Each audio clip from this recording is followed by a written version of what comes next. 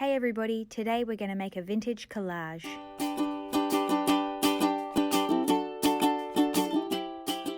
So I wanted to start off today's video in one of my art journals where I like to paste old vintage magazine cutouts, whole pages that I don't want to tear apart.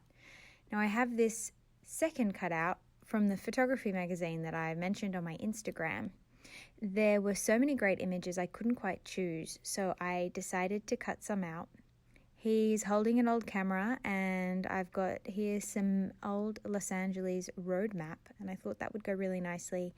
I've kind of got this yellow, red, and black and white theme.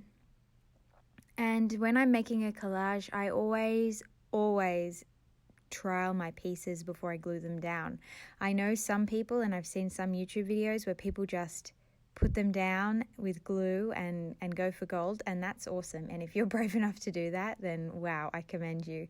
But personally, I always prefer trialing things and laying them out and getting just a rough, even if it's just a rough idea of where I'm going, because it helps me to really visualize it and to make sure that I'm not wasting anything. I know sometimes collage can be scary because you feel like you're really throwing something away.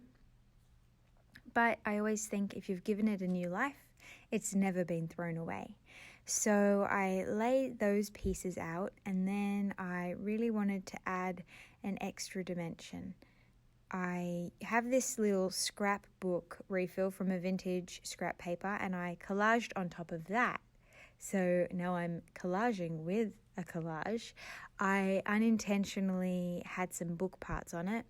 So this wasn't really very precious. It was quite literally ephemera stuff that was meant to be thrown out, even by my own standards. And I was like, I'm just going to hang on to it. I'm sure I'll be able to find something, as we so often do.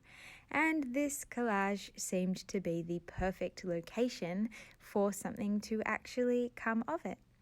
So I play around a bit more and try and line the pieces up.